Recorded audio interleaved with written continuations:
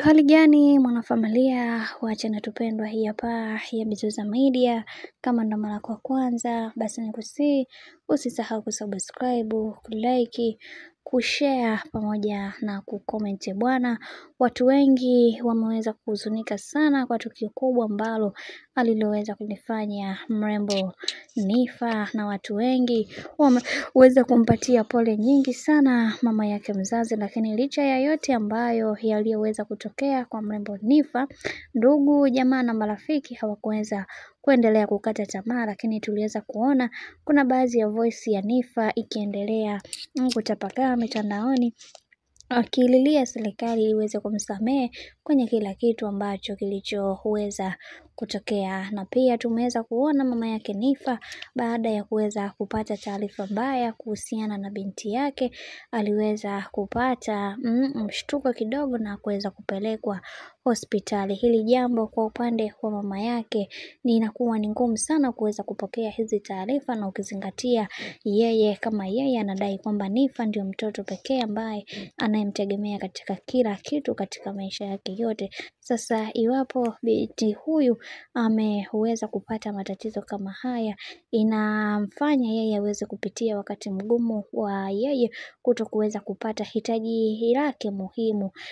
Nafikiri watu wengi tunajua mahitaji muhimu katika familia au katika nyumba zetu, lakini pia tumeweza kuona kwa kesi ambayo aliyokuwa nayo mrembo Nifa moja kwa moja, hii bwana watu wengi wanadai kwamba ni kunyongwa mpaka kufa.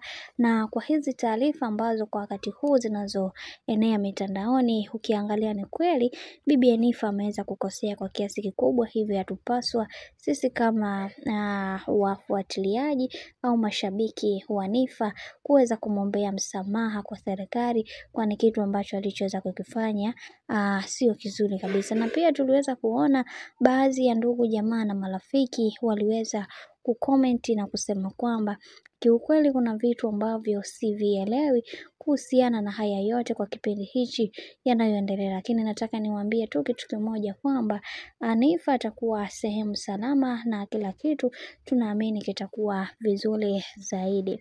Tuliweza kuona mume wake ambaye ni OG, na yeye aliweza kufunguka vitu vingi kuhusiana na hili sakata. Kikubwa ambacho alichoweza kukisema ni kwamba tuendelee kumuomba Mungu, kwani Nifa atarudi katika nafasi yake ile ile ambayo aliyoweza kuwa nayo kipindi cha nyuma. Kikubwa ni kuendelea kumuombea, na tunaamini kwamba kila kitu kitakuwa sawa. Na kama unavyoelewa, mashabiki wengi wanatamani kuweza kuona Nifa akifanya maendeleo makubwa katika maisha yake, kwani ni binti mdogo na anapambana kabisa kuweza kujipatia haki zake zote za kimsingi kama sisi wengine ambavyo tunavyoendelea kupambana.